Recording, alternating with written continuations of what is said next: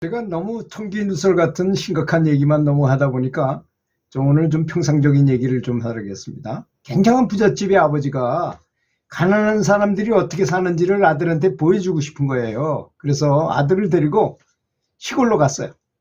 둘이서 찢어지게 가난한 사람 농장에서 2, 3일을 보내게 됐습니다. 여러분, 찢어지게 가난하다는 뜻이 무엇인지 아십니까? 그 황창현 신부님의 강연을 듣고 저도 알았는데요. 그때 먹을 게 너무 없으니까 산에 올라가서 소나무 껍데기를, 속껍질 있죠? 부들부들한 걸. 그걸 벗겨가지고 그걸 녹말가루 내가지고 밥을 한답니다. 그걸 먹으면 소화가 되는데 이 대변이 돌덩어리처럼 딱딱하대요. 그래서 잘못하면 똥구멍이 찢어질 정도로 아주 대변 볼 때 힘들었다 그럽니다. 그래서 가난한 사람을 표현할 때 똥구멍이 찢어지도록 가난하다 이렇게 말을 했다고 그래요. 죄송합니다. 하여튼 이런 말을 써서. 하여튼 황창현 신부님의 강의를 듣고 알았어요. 그런 집에, 그렇게 아주 가난한 집에 2, 3일 동안 이렇게 이제 현장 체험 학습이죠, 말하자면. 그걸 하고, 그래서 이제 돌아오는 길에 차 속에서 아버지가 아들에게 물었어요.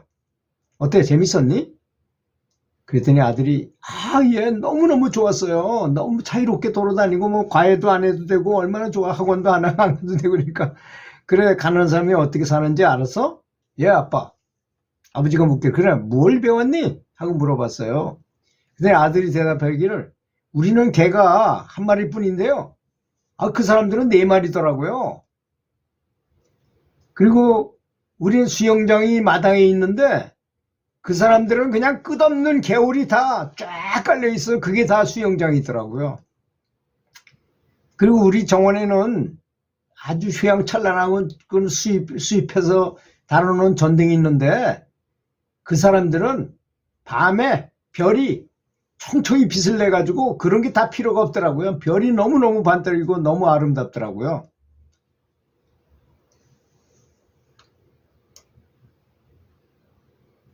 우리는 앞에 마당에 멋지게 이렇게 만들어 놨는데, 그 사람들은 정원이 아주 끝이 없게 지평선이 끝이 없을 정도로 넓고 크고 좋더라고요. 정원이 크더라고요.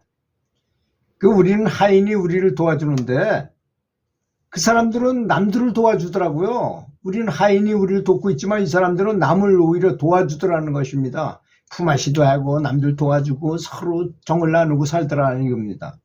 우리는 음식을 사서 먹는데, 그 사람들은 직접 농사 지어가지고 벼를 찧어가지고 또 채소를 갖고 와가지고 이래가지고 먹더라고요. 굉장히 다르던데요. 우리 집은 담장으로 둘러싸였는데, 그 사람들은 친구들로 그냥 항상 둘러싸여서 재밌게 살더라고요. 그러니까 아버지는 망연자실할 수밖에 없잖아요.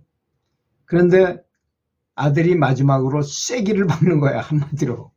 아빠, 고마워. 우리가 얼마나 가난한가를 알게 해주어서 정말 고마워, 그러더라는 것입니다. 여러분, 이렇게 이 어린 아이가 아빠를 괴롭히기 위해서 얘기한 것도 아니고 있는 사실을 그대로 얘기한 것일 뿐입니다. 우리는 어디다 가치를 두고 사느냐? 그렇지 않습니까? 세상 살아가는데 가치를 어디다 뒀느냐? 어떤 사람은 아주 남녀 관계를, 이성을 좋아해가지고 여자는 남자를, 아주 멋지게 생긴 남자를 꼬시러 다니고, 남자는 여자를 사귀러 다니고, 그런 파티를 모임이나 이런 데 가고, 카바레나 이런 데 가고, 유흥업소 같은 데를 가기도 하고 그렇지만, 그런 사람이 있기도 하고, 또 어떤 사람은 돈에 아주 돈독이 올라서, 돈독이라고 말할 수밖에 없죠, 사실. 돈 버는 일에 모든 걸 다 투입합니다. 과연 돈을 싸지머지고 죽을 때 가져갈 수 있는 것입니까? 어떤 분은 당신은 넉넉하니까 그런 소리 하겠지 하지만,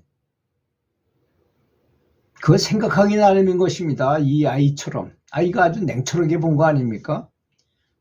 저는 돈을 벌지 말아라, 돈을 유지하지 말아라, 이런 말을 하는 게 아닙니다. 돈에 너무 잡혀서 살지 말아라, 이거죠. 돈에 인생을 바치지 말아라. 그래서 꼭 그렇더라고요. 돈 버는 걸 목표로 삼은 사람은 돈이 많아지면 죽더라고요. 왜? 목표가 완성이 됐기 때문에 죽는 거죠. 하늘한테 자기 스스로한테 계속 그렇게 최면을 걸었기 때문에 그렇게 되는 거 아니겠습니까? 그래서 사는 건 정말 잘 살아야 된다고 저는 생각합니다. 사실 우리가 뭐 높은 지위를 가졌어. 아무리 높은 지위를 가졌다 하더라도 대통령도 5년이면 내려와야 되고 자리에서 아무리 높은 지위에 있는 사람도 언젠가는 그 자리에서 내려와야 되는 것입니다. 내려왔을 때 그 상실감을 느낄 거 아니겠습니까? 많은 도움을 받고 대접을 받는 자리에 있었던 분은 그런 분일수록 더 상실감이 클 것이라고 생각합니다. 그래서 저는 교장 정도밖에 안 했지만 저는 전혀 권위의식을 느끼지 않았어요. 제가 높은 자리에 있다고 생각하지 않았습니다. 제가 권력을 가지고 있을 그런 직책에 꽤 있었지만도 전혀 내 권력을 전혀 쓰지 않았어요. 쓸 필요가 없을 때 남한테 피해가 되는 거는 손톱만큼도 안 했습니다.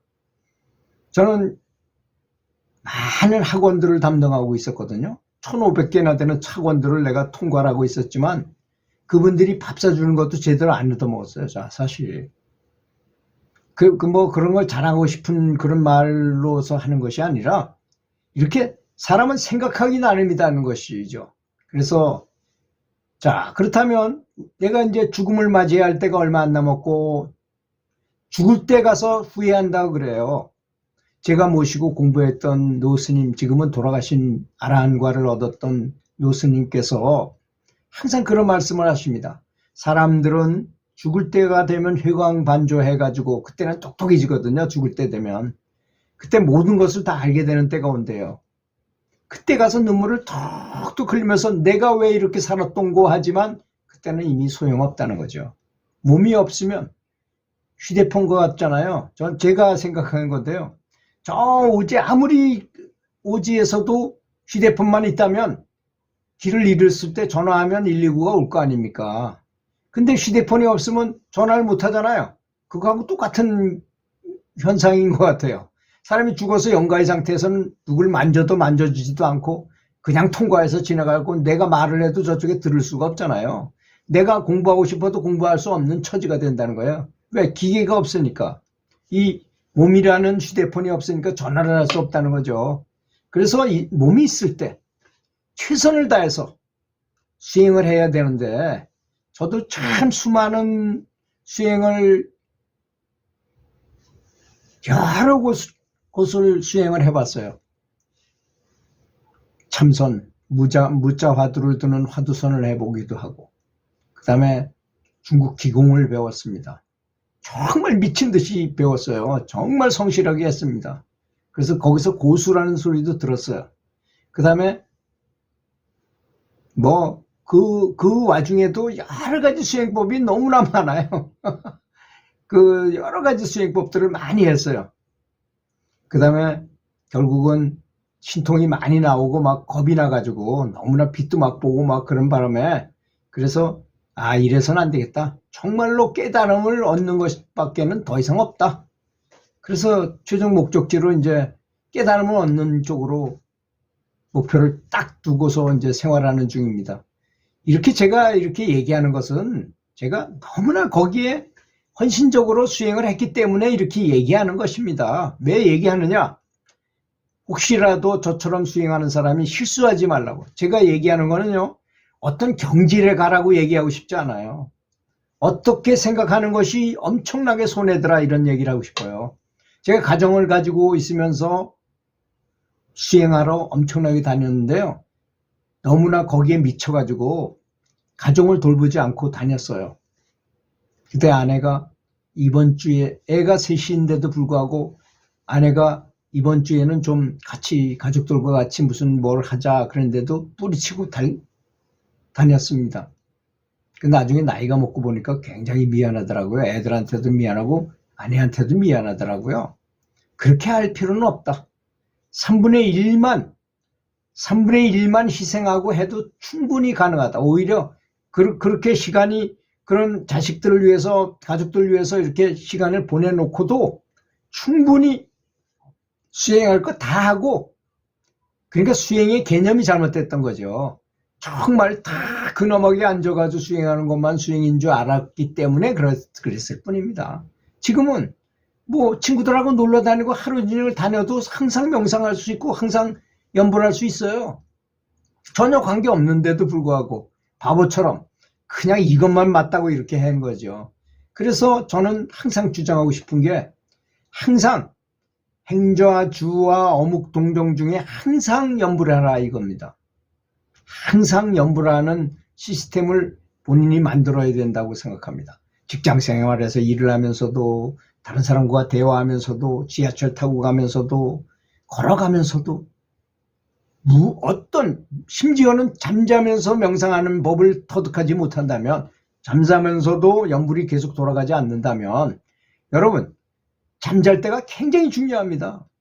잠잘 때 세팅을 하고 염불을 하면서 싹 잠속으로 빠져들어가는데 내가 깊은 잠에 들었다 하더라도 내 속에 불성은 자성불은 계속 염불하고 있어요. 딱 깼을 때 그걸 알 수 있어요. 딱 깨보면 내가 계속 염불했구나 하는 것을 본인이 느껴요. 그런 경지를 터득하면 염불하기 아주 쉬워지겠죠. 항상 잊지 말고 늘 염불하시기를 기도하겠습니다. 들어주셔서 감사합니다.